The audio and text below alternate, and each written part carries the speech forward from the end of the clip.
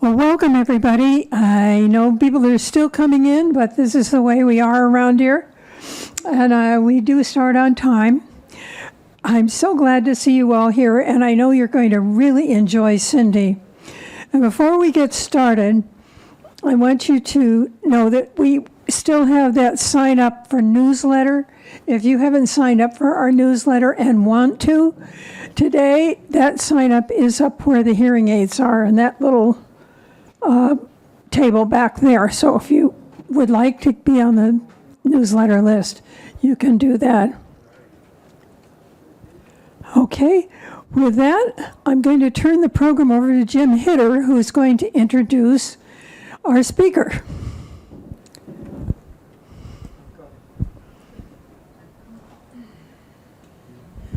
Hi, folks. This introduction is going to be pretty short and sweet. Cindy Nofziger, who's over here, is a good friend of mine. She's married to Bob Heavner, who's in the back here. We were all at one time, different times, volunteers, Peace Corps volunteers in Sierra Leone. Sierra Leone is a small and very impoverished country. It's got a character, though, of its own. Cindy had an exceptional experience, made good friends there, and eventually formed, and now is executive director, originator, but executive director of a nonprofit called Schools for Salone. Salone, S-A-L-O-N-E, is the local way that people refer to Sierra Leone itself. So Schools for Salone raises funds here in the U.S. and through Cindy's good work, schools get built.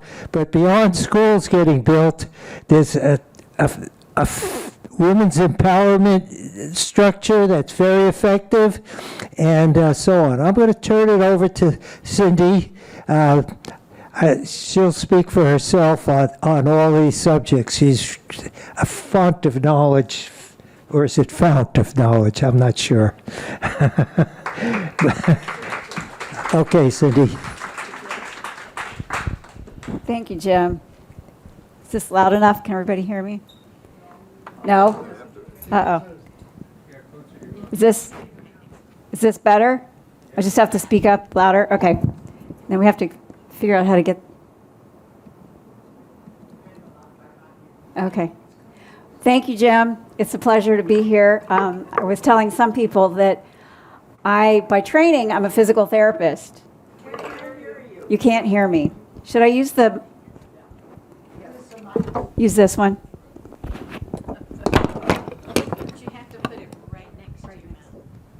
Hello? Better? Okay. So thank you, Jim, for the introduction. And Anne, thank you so much for inviting me to be here today. It's a pleasure. I was telling some people at lunch that my first introduction to Horizon House was back in the mid-1990s when I worked as a physical therapist, and I had just moved to Seattle, and I worked for a contract agency, and one of the places that they sent me for a few months was Horizon House. So I've known about Horizon House for many years, and then, of course, Jim and Carolyn are here. And then we were also very good friends with the late Simon Ottenberg and know Carol very well. So anyways, it's a pleasure to be here. I was a Peace Corps volunteer from 1985 to 1987. Okay, here we go. Sorry about that. You need me when I stay close. Sure. It seems to want to go to sleep. Right, yep. So this is just a picture in Freetown. There's a lot of water. Sierra Leone is on the coast. And I'm going to be talking about the troubled past of Sierra Leone, as well as current day Sierra Leone and the future, hopefully, as being a bright future. So who here has actually heard of Sierra Leone? Okay, most of you. Good. Okay, well, it's on the west coast of Africa, kind of surrounded by Guinea and Liberia. It's divided into 4 distinct regions that they have the coastal area, they have a hilly peninsula, there's interior plains, and then there's also the mountains that are in the far kind of eastern part of the country. The capital is called Freetown and is right on the coast. And I'm not sure the population of Freetown, but it has one of the biggest natural harbors in the world. So if anybody has any questions or comments, please feel free to chime in. Okay. So most of what captured Bob, mine, and Carolyn and Jim's hearts, I think, was the vibrant culture of Sierra Leone. And Sierra Leone is made up of approximately 16 ethnic groups. The main ones are the Timni, which are more up in the north, the Mende, which are mostly in the south, and the Limba, which are kind of scattered central and north. And the food is something that we all fell in love with. It's mostly cassava leaf or potato leaf, which is a green leaves made with pepper sauce and a little bit of peanut butter, onions, and served over rice. So a Sierra Leonean, if you haven't eaten your rice that day, you've never eaten, even if you've eaten all kinds of other things. And then Sierra Leone has some of the most beautiful beaches in the world.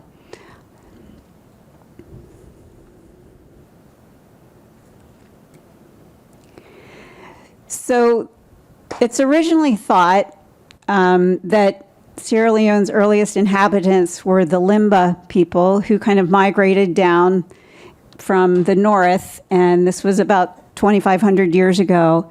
And then other groups like the Mendes and the Timnis, also kind of came in through the north. And I think most of you know Simon Ottenberg, who did a tremendous amount of research on the Limba people, which again were the main inhabitants or the original inhabitants to Sierra Leone.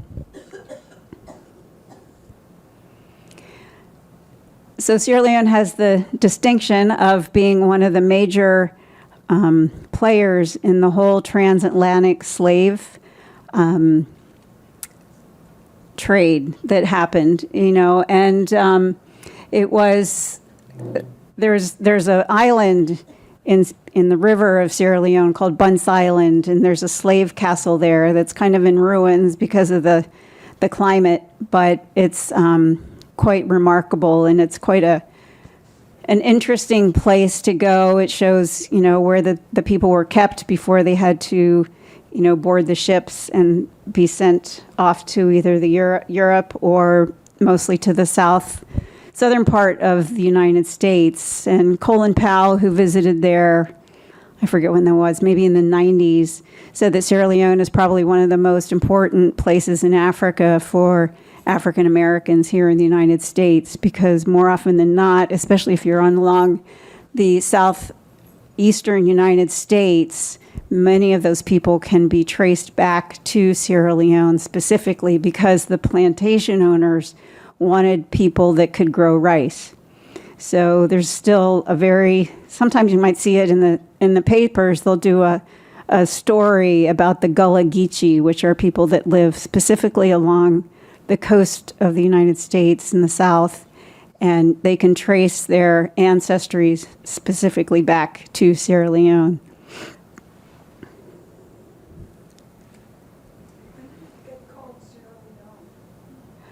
Oh, that's a good question. I don't know. That was originally named by the Portuguese, is my understanding. They called it Sierra Leone, and which is Sierra would be for the mountains, and then Leone would be for lions. And I don't think there's any lions in Sierra Leone. Oh, Bob has a...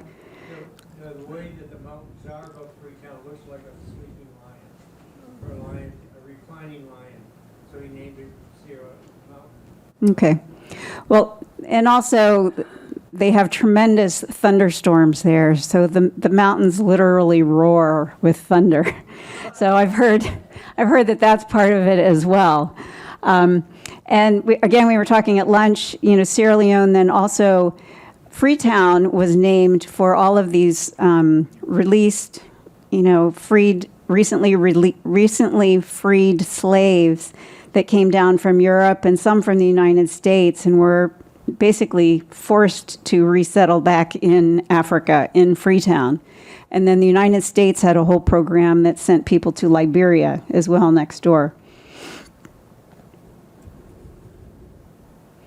So in 1961, Sierra Leone gained its independence from Britain. Until that time, it was a British colony, which is why just to this day, there is English as the official language, and the education system itself is pretty much based on, a archaic British education system that was brought to Sierra Leone back in the, probably early 1800s. And so since 1961, it's been, I think, and again, Bob and Jim can maybe help me with this, but I think it's been a democratic republic with a democratically elected president, though sometimes the elections themselves have been a little bit of, there have been some contested elections. Anything more you want to say about that, Bob? Shaka Stevens, who was an elected president, took us. Shaka Stevens, who was. Shaka Stevens, who was the president of Sierra Leone for a long time, declared kind of a dictatorship in the 1970s and 80s. Other than that period, the presidents have all been democratically elected. And the last two elections have been very safe and above ground. Who, Shark Stevens? I don't know. No, that's Bio. That looks like, That's President Bio, I think, who's now the current president.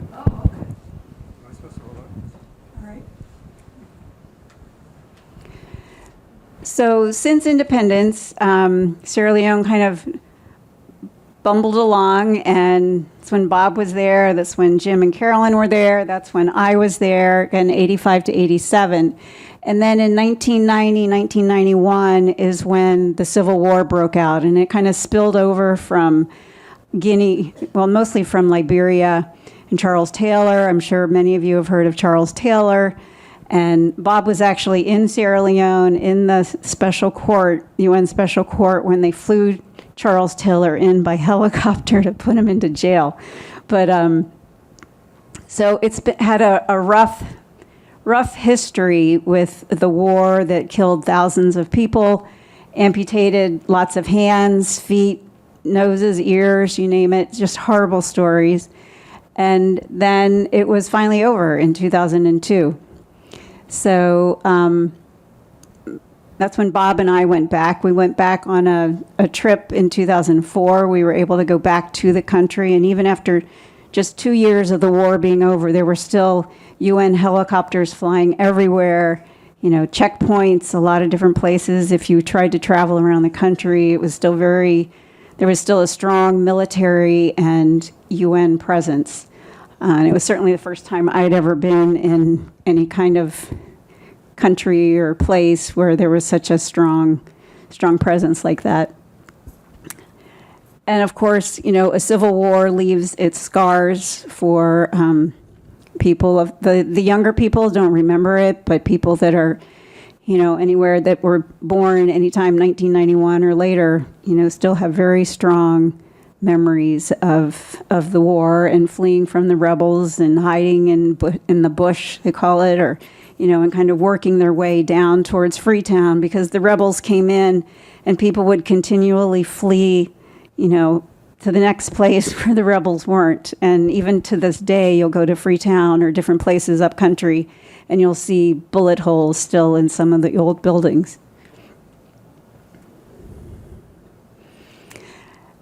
And so once the war was officially over in 2002, it took, a couple years when people were coming back, like Bob and I in 2004. Peace Corps returned in 2010, sending its first group. And then, again, things started to look more hopeful, and, They were trying to get the education system back up and running, the healthcare system back up and running, and then Ebola hit. And again, Ebola, I think it was like 2014, 2015, and I was there in like 2015, 16, right at the end of Ebola. And, it was a really scary time, and of course they lost a lot of people during Ebola, and it just devastated the healthcare and education sectors again. And then COVID hit. So Sierra Leone's had a little bit of a rough history since, especially since the war, and then Ebola, and then the COVID. Unless anybody wants any more specific history right now on the history of Sierra Leone, I was going to talk a little bit about the education system in Sierra Leone. So back in the 1820s is when Forbay College was founded. And Forbay they called it kind of the Athens of Africa. So it was a very good college. And it's still in existence today.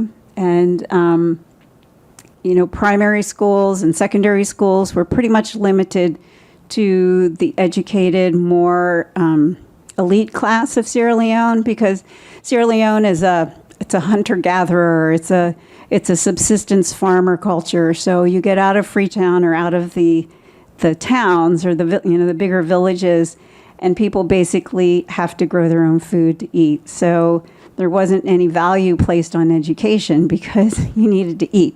So any children that the families had would be working either out in the fields, taking care of younger children, selling things on the street to earn a little bit of money so that they could buy what they couldn't grow for themselves.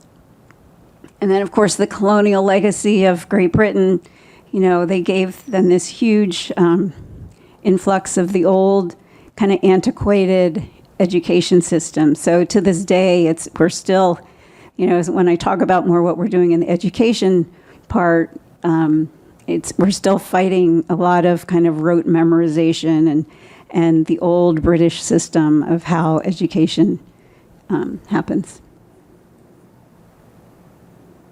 So in the 1990s, there was a push for reform, but again, we've got the war going on. So it was very challenging and very difficult. There was obviously a more an increased priority in moving towards expanding access for primary education, and especially for girls. And they've been really trying to make the curriculum more relevant so that it's more pertinent to what's going on today.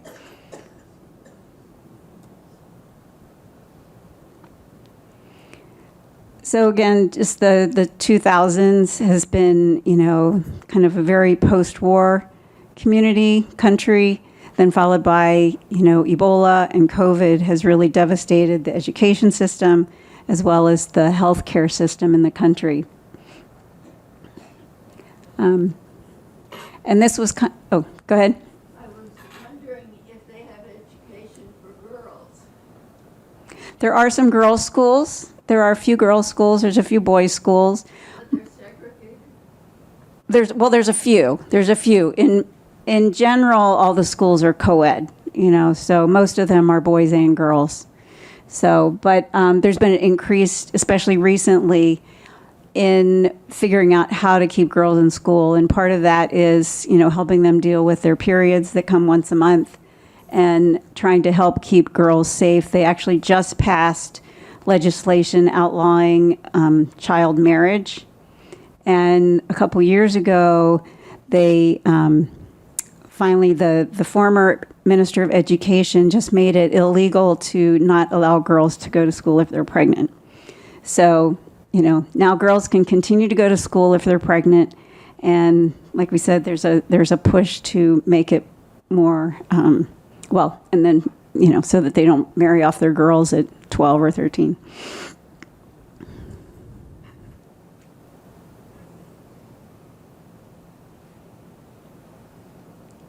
So these are some of the current educational challenges in Sierra Leone. And again, I forget what year it was, but the government, let's say 7, 8 years ago, declared that education would be free. So, especially for primary schools. So, what that means, though, is that families, because it's the old British system, families still need to buy a uniform, they still need to buy shoes, they still need to buy backpacks, notebooks, pens, pencils, that sort of thing. And for the average Sierra Leonean family, it's too much. It's just too much for them to be able to afford. And then if you send your child or children to school, then they're not out working in the fields so that you can eat, or gathering firewood, or taking care of younger children, or cooking. So there's a lot of lost opportunity if you do end up sending your child to school. So part of what happened was if you tell everybody that school is free, then especially we see like this huge influx of the young children. So like kindergarten, first, second graders, those classes have a very high enrollment. But as you get to the older grades, the enrollment numbers start to drop off. And then there's not room, they didn't prepare to have enough classrooms and or teachers for all of these students that kind of came and filled the classrooms. And then you have about 70% of the teachers across the country are not paid, which leads to all kinds of problems. Literacy is still a challenge, with about 39% of primary school students still unable to read at their current grade level. And while girls enrollment is increasing, but there's significant challenges for keeping girls in school.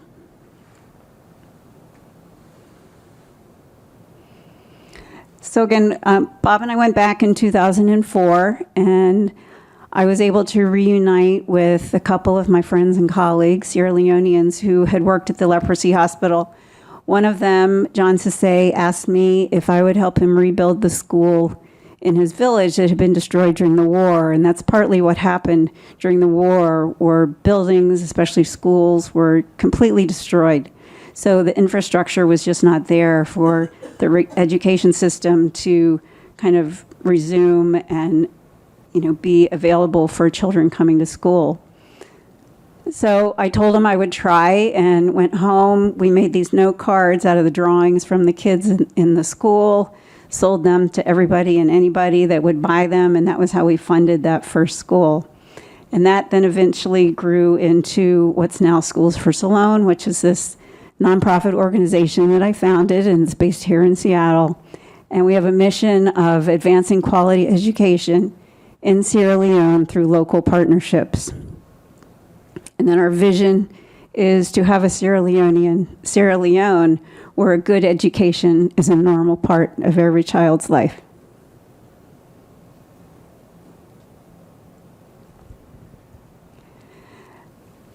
So currently we are working on our 45th school. I set out to build one school, and it somehow has morphed into building 45. And you can see this cluster of schools up here.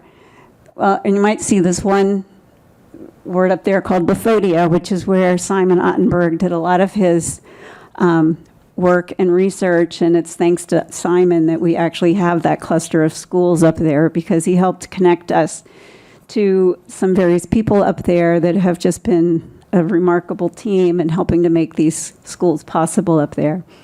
And so then we also have schools scattered around the south, in this area, around the north, or the central area. This is right here in the middle is about where my Peace Corps village was. And then we have a few scattered here in the western area. So as I said, we're working right now on our 45th school. We've also built 5 libraries. And we've got about 15,000 students that are enrolled across all of these schools. We sponsor students because, again, if the kids are in school, that means that the families don't have somebody to be out working in the fields. They don't have people to collect the firewood. So So the sponsorships is one way that we help support families. And then, of course, you need water and sanitation at your school, so we help build latrines as well as water wells. Yes? Is there any government support of schools at all? Good question. It's a question. Oh, is there any government support of schools at all? Yes, and sort of. Ideally, I mean, every school that we build already has to be an approved school by the government, which means that there's at least one certified teacher at the school on the government payroll. Unfortunately, the support then from the government can come if the school is approved. They should be ideally getting a small stipend monthly, quarterly, to help support the untrained, unqualified teachers in the school and to also help with buying learning materials such as pens, pencils, paper, that sort of thing. It's not very much if it does reach there, but part of the biggest issue is then that the teachers aren't paid.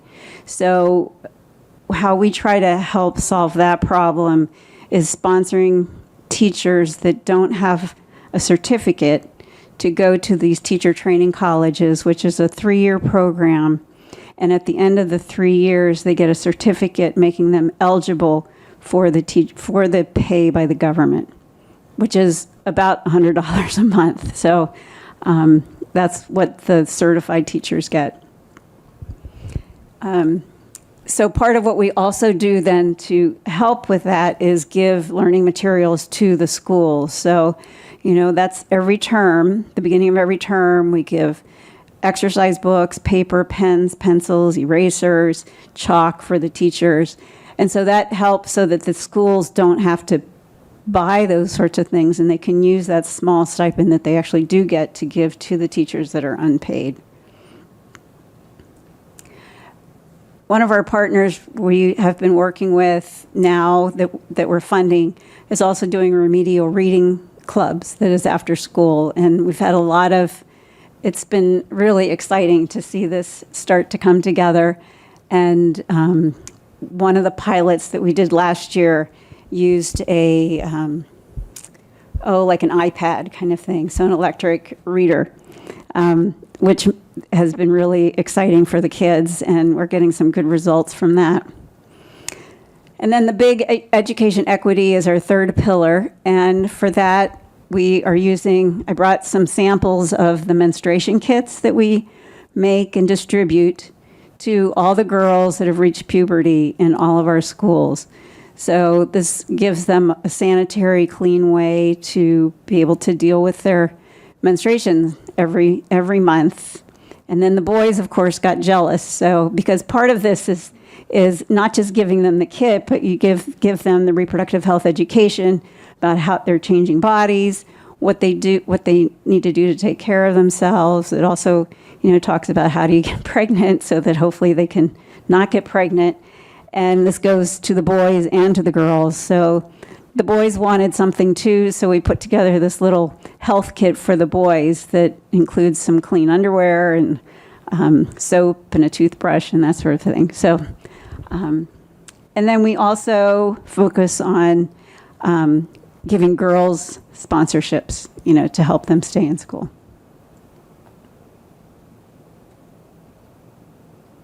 So we do all of our work. Schools for Salona is the fundraising arm of what happens in Sierra Leone. We don't send white people over there to do the work.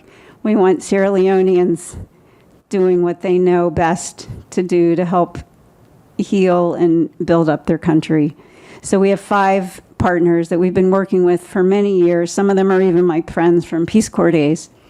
And we've never had a problem with money disappearing or graft or, we're very close to all of these organizations. And so that's why we feel like we can raise money to support them. So Program for Children is our oldest and biggest partner. And they're the ones that we've built probably 35 schools with. And we do the construction, school maintenance, water wells, latrines. They deliver the teaching and learning materials. They do student sponsorships as well as the teacher sponsorships. So they're in charge of kind of distributing the money that we send over for the sponsorships.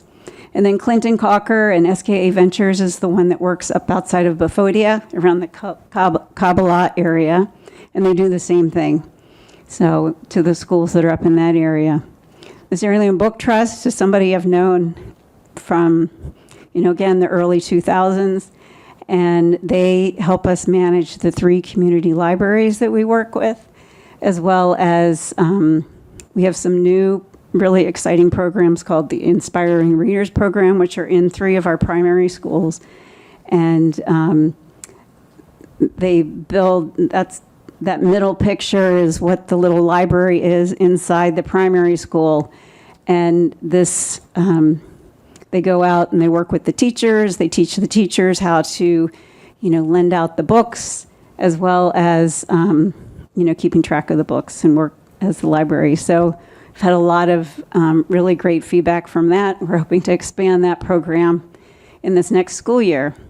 And then Umatalk is our big partner that makes all the menstruation kits. They're the one that have probably made over 50,000 now menstruation kits, and we've had them distributed around Sierra Leone. And then they do all the reproductive and sexual reproductive health education in the schools for the boys and the girls. And then our partner is called the Learning Foundation, has been doing a lot of focused literacy training, and what they're doing is basically training teachers how to do letter sounds, just the whole, teaching kids how to sound out letters and do early numeracy and letter sounds, and figuring out how to learn how to read is just not part of the curriculum in Sierra Leone. So the Learning Foundation is working in about 20 of our schools and just doing some really amazing work that's actually teaching teachers how to teach. Did you have a question? We're going to really try to do the questions at the end. What causes people to want to teach? How do you recruit teachers, and how do you, if they're not paid, and anything like that? How do you do that? Well, that's a really great question. In Sierra Leone, teachers are really respected. If you can say in a small village that you're the teacher, there's a lot of prestige and, social status that comes with that. And the community ideally does try to find, they might get paid in a bag of rice, they might get paid in a couple chickens, they might get paid, that way.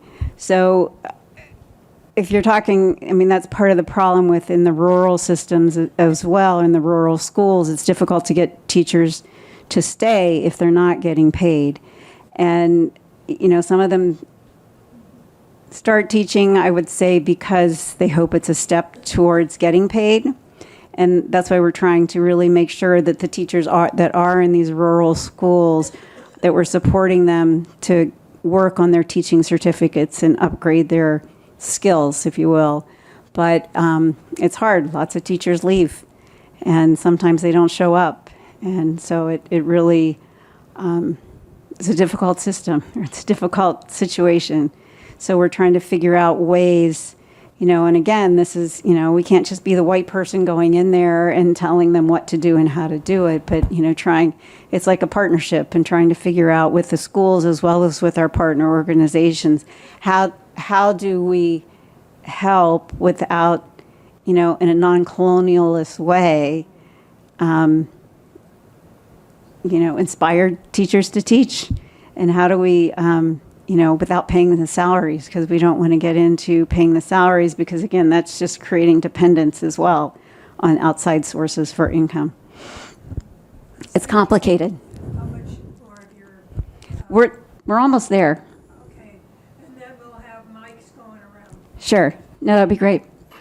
So one of the recent policies that the government did institute is again, like I said, the new free education policy for primary and secondary schools, 2018, that's when it happened. And they do have one of the highest budgets, of their GDP that is designated for education. And they are trying to enhance the foundational learning with revamps to their current curriculum. So we're trying to work with those policies and with those programs that are being instituted by the Ministry of Education. And then, of course, the recent abolishing, the pregnancy ban for girls and the early marriage ban also. So there are some hopeful, signs and progress and steps being made. And that's it. So that's, in a nutshell, what we do in Sierra Leone. So. We're going to have Q&A. I have one more mic that's somewhere. Okay. Bring it down. We're going to have questions now. We have a mic runner there and one coming up here. So we'll start over here with Madge. Yeah. The previous slide showed a school, and it looked like either skylights or a solar panel, and you talk about digital readers. So I'm interested, the one before that, your partners. Whoops. Anyway, Anyway, I think I know which one you're. If you have a digital reader, you have to have electricity in the home, or are they charged at these library and gatherings? Those we're only using in a Freetown area school where there is electricity. So, yeah, it's not something that we can, I'm sorry, I'm trying to find that. Not working very well. It has to be in a Freetown school where there is electricity. Yeah, this is not something that we can do in the rural schools because there's no electricity, no running water. And no chance for solar panels yet on your schools? We do put solar units in all the schools that we build, but they're like a few $100s. So they're small panels. They allow for light in a couple of the classrooms at night and the teacher's office so that they can use the school in the evenings for studying mostly, especially around exam time.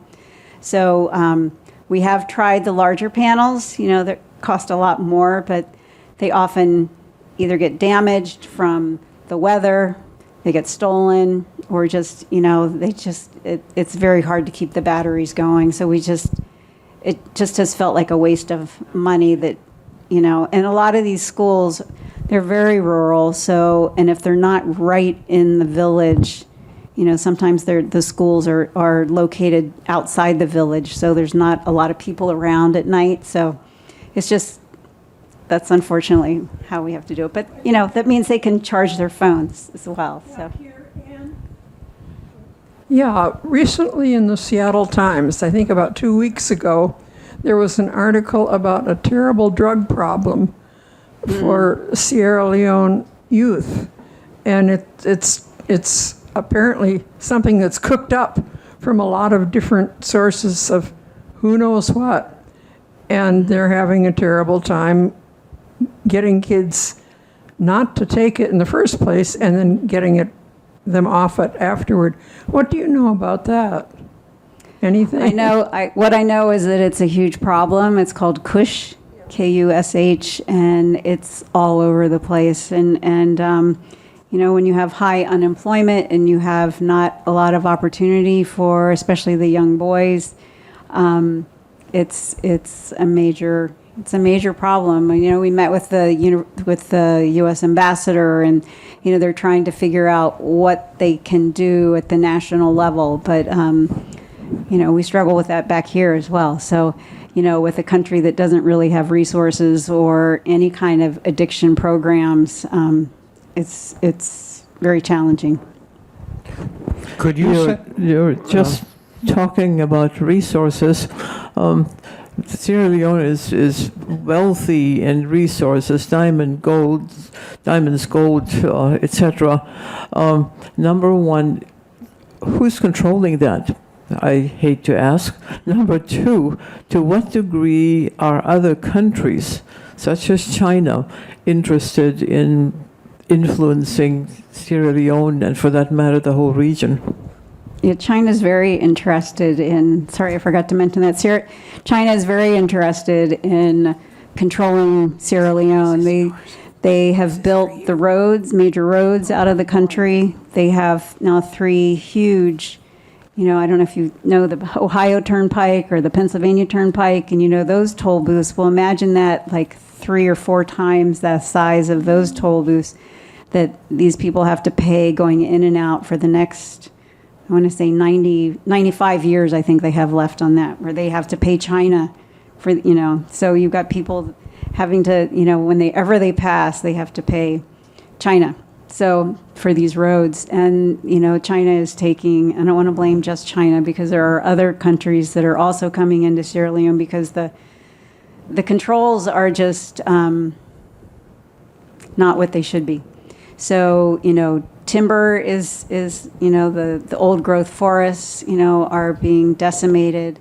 And the fishing ground, Sierra Leone has the continental shelf there at that part of the coast is very wide. And so it has one of the richest fishing grounds as well. But they have these really high-tech, there was, I forget which magazine it was, but, these high-tech companies come in and with high-tech equipment and can just basically scoop up and decimate the environment for the fish. So, when you've got local fishermen, back in 2004, 2005, when we'd go to the beach, the local fishermen would be pulling in their nets and they'd be filled with fish. And now when they pull them in, it's mostly plastic and a little bit of a few fish. So, it's made a huge impact. So, and the gold and the diamonds, I'm sure you heard of Blood Diamonds, the movie. Well, that was Sierra Leone, that they figure out ways to get them out, and there's just not the controls and the infrastructure. I do believe, especially at the upper levels, that the government is really trying, but the systems and the people below, I think, are so ingrained, and everybody's so hungry and so desperate that the money, unfortunately, doesn't go back into the country. Could you say something about the issue of different languages in the school, your school system? In the school? Yeah, I think for the most part, well, English is the official language left over from the Brits, and then Creole is the lingua franca. That's what everyone, basically, at this point, speaks in the countries, and then each tribe or ethnic group has their own language, and all the different languages are very different from each other. In the schools, technically it's supposed to be English, but a lot of the little kids especially don't understand English yet, so a lot of the classes are spoken in, at least at the primary school, are spoken in Creole, or if the teacher knows the local language, they will sometimes speak in the local language. But what's written up on the board is English. Does that answer your question? Yes. Will you say something about your display? Oh, yes. So these are just obviously a few pictures of some women in Sierra Leone. I have an example up here of what the menstruation kit is that we make sure every girl in our school gets once they reach puberty. So it's quite ingenious. It was designed and patented by Days for Girls that is actually up towards the Bellingham area here. And it's quite ingenious where this snaps around the panty this way, actually. And then they have these very soft 100% flannel pads that go in. And it just looks like a little washcloth. So the girls can wash it, hang it out, and it doesn't look like a dirty rag. So it really brings a lot of dignity, as well as, just the girls are able to go to school, and each one comes with new pair of panties and some soap. It gives them a little, teaches them how to take keep track of their periods, and they get some new panties. So that's that one. And then we do have a postpartum one that we give that is available for women who have just had babies. What else? Just a couple little fun things from Sierra Leone. And I do have copies of the PowerPoint here, as well as our 2023 impact report, if anybody would like that. So that's basically what that is. Any more comments? Well, be sure to come up and take a real close look at what she has up there. And thank you very much. Oh, you're welcome. Thank you.